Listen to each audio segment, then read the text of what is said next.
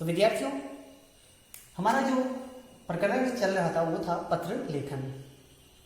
तो ये पत्र लेखन का दूसरा भाग है। पत्र लेखन के पहले भाग में आपने पत्र लेखन के बारे में और औपचारिक पत्रों के बारे में पढ़ा। तो वहां पर आपने औपचारिक पत्र का प्रारूप भी देखा कि किस तरह से औपचारिक पत्र लिखे जाते हैं, जो कि कार्यालय से संबंधित होते हैं और ऐसे लोगों को लिखे जाते हैं जिनसे हमारा कोई भी पारिवारिक संबंध नहीं होता है। तो विद्यार्थी, जैसा कि आप जानते हैं, जो पत्र होते हैं दो तरह के होते हैं। एक होते हैं आपके औपचारिक पत्र, एक होते हैं अनौपचारिक पत्र। तो आज इस वीडियो के माध्यम से आप जो अनौपचारिक पत्र हैं उनको लिखना सीखेंगे कि कैसे इन्हें लिखा जाता है। और यहाँ पर इसका एक प्रारूप भी बना है जिसके माध्यम से आप समझ सकते हैं कि कौन सी चीजें आपको शुरू में लिखनी है और कौन सी अंत में। तो चलिए शुरू करते हैं। तो विद्यार्थियों, सबसे पहले अनौपचारिक पत्र समझ लेते हैं। ये पत्र रिश्तेदारों, संबंधियों, मित्रों आदि को लिखे जाते हैं। तो अनौपचारिक पत्र ऐसे लोगों को लिखे जाते हैं जिनसे हमारा संबंध होता है, चाहे वो हमारे रिश्तेदार हो, चाहे हमारे मित्र हो और चाहे हमारे सगे संबंधी हो। तो इन्हें ये पत्र लिखे जाते हैं। बात करें अगर इसके प्रारूप की, तो अगर आप अनौपचारिक पत्र लिखते हैं तो कैसे आप इसकी शुरुआत करेंगे और कैसे इसका समापन करेंगे, इस प्रारूप के माध्यम से आप समझेंगे। तो विद्यार्थी, जब भी आप अनौपचारिक पत्र लिखते हैं, सबसे पहले इसमें आपका जो प्रेषक होता है उसका नाम व पता आता है।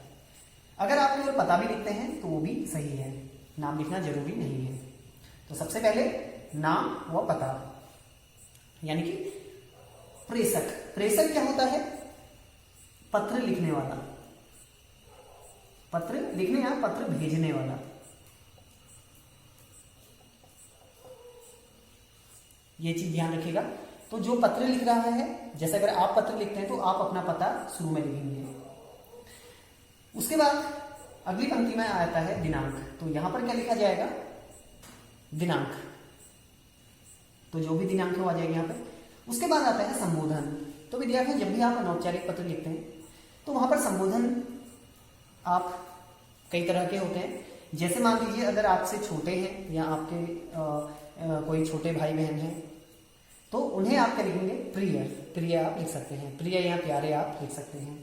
अगर आपसे बड़े हैं, आप मान लीजिए अपने पिताजी को, अपने अभिभावकों को, अपने दादा दादी या अपने चाचा चाची, यानी जो आपसे बड़े हैं, अगर उन्हें आप पत्र लिखते हैं तो आप आदरणीय, पूज्य आदि भी लिख सकते हैं। उसके बाद यथा योग्य अभिवादन। तो देखिए, अभिवादन में जैसे नमस्कार भी कह सकते हैं, प्रणाम भी कह सकते हैं। तो ये क्या है? अभिवादन। तो जैसे आप लिख सकते हैं आदरणीय पिताजी, आदरणीय ऊपर, पिताजी नीचे, इस तरह से लिख सकते। आदरणीय पिताजी, प्रणाम नीचे लिख सकते हैं। तो इसके बाद आता है कुशल क्षेम ज्ञापन। तो देखिए ये क्या होती है? सबसे पहले आप जो कुशल क्षेम है वो पूछेंगे। जैसे कि अगर मान लीजिए आप पिताजी को लिखते हैं पत्र, तो आप लिखेंगे कि पिताजी, मैं यहाँ पर सकुशल हूँ और उम्मीद करता हूँ कि आप भी वहां पर सकुशल होंगे। इस तरह से आप कुशल क्षेम यहाँ पर लिख सकते हैं। उसके बाद आता है आपका मुख्य विषय। जो मुख्य विषय वस्तु है, आपका पत्र लिखने का उद्देश्य क्या है? मान लीजिए आप पिताजी को लिख रहे हैं, पिताजी से आप क्या कर रहे हैं? कोई सामान मंगवा रहे हैं, किताबें मंगवा रहे हैं। तो आप लिख सकते हैं कि मुझे इन किताबों की जरूरत है, कृपया ये भेजने की मुझे भेज दें। या अगर आप मान लीजिए अपने मित्र को जन्मदिन की बधाई दे रहे हैं, तो आप लिख सकते हैं कि आपको आपका जन्मदिन की हार्दिक शुभकामनाएं, और इस तरह से आप उसे विस्तार दे सकते हैं। उसके बाद आता है समापन।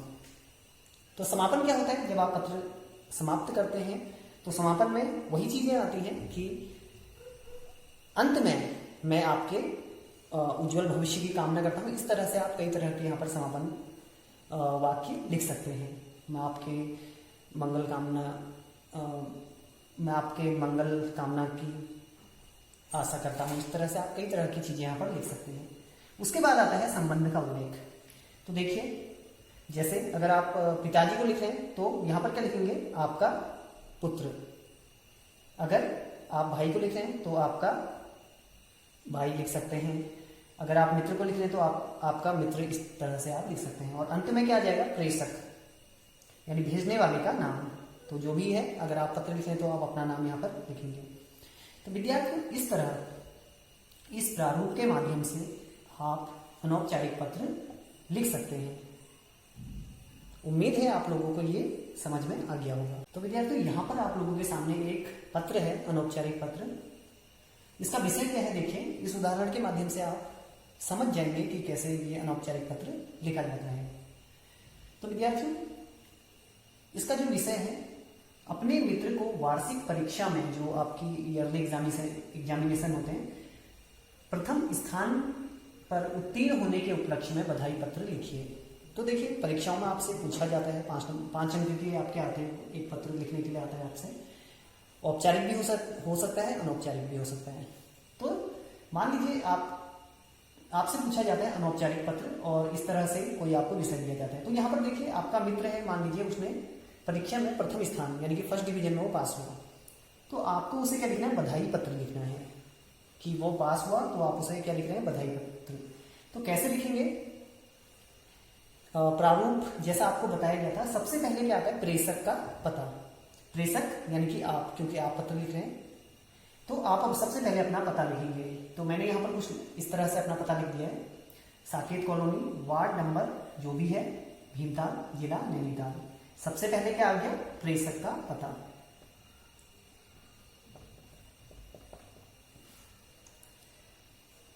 इसके बाद अगला आता है दिनांक। दिनांक जो भी है, चाहे 10, 11, 12, 13 कोई भी डेट है, आप लिख लीजिए यहाँ पर दिनांक। उसके बाद देखिए, जो आपको बताया गया था, अभिवादन आप कैसे करेंगे। जो यहाँ पर अभिवादन होते हैं, संबोधन चिन्ह होते हैं, कैसे लगाएंगे। प्रिय मित्र सुनील, सप्रेम नमस्ते।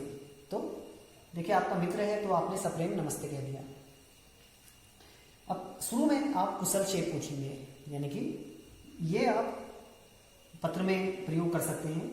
जैसा आप लिखते हैं, यहाँ सब कुशल है, और परिणाम आशा करता हूं कि तुम भी सकुशल होगे। ये क्या है, आपने कुशल मंगल पूछ ली अपनी भी, और उसकी कुशल मंगल की भी कामना कर ली। उसके बाद आप विषय कराएंगे। तो देखिए, प्रिय मित्र, मुझे यह सूचना मिली कि इस बार 10वीं कक्षा में तुम प्रथम श्रेणी में उत्तीर्ण हुए। आपको इस सफलता पर मेरी ओर से ढेर सारी शुभकामनाएं। तो आपने शुभकामनाएं दे दी। मुझे विश्वास था कि तुम अपने विद्यालय व परिवार का नाम जरूर रोशन करोगे। मैं ईश्वर से प्रार्थना करता हूं कि भविष्य में भी तुम इसी तरह सफलता प्राप्त करते रहोगे। तो पहले आपने बधाई देनी है, उसके बाद आपने इसको विस्तार देना है, इस विषय को क्या करना है, विस्तार देना है। तो उसी से संबंधित ये होना चाहिए जो आपका विषय है। जल्द ही तुमसे भेंट होगी, मेरी शुभकामनाएं सदैव तुम्हारे साथ हैं। तो इस तरह आपने क्या कर दिया यहाँ पे, समापन, यानी कि ये समाप्त आपने कर दिया पत्र। इसके बाद जो है आप लिखेंगे यहाँ पे तुम्हारा मित्र। तुम्हारा मित्र, जैसे मैंने लिखा है क ख ग, देखिए जो भी नाम है वो लिख सकते हैं यहाँ पर, तुम्हारा मित्र। तो ये यहाँ पर आ जाएगा मित्र का नाम, यानी कि प्रेषक का नाम, जो पत्र लिख रहा है उसका नाम यहाँ पर आ जाएगा। तो विद्यार्थी, इस तरह आप अनौपचारिक पत्र लिख सकते हैं इस प्रारूप के अनुसार।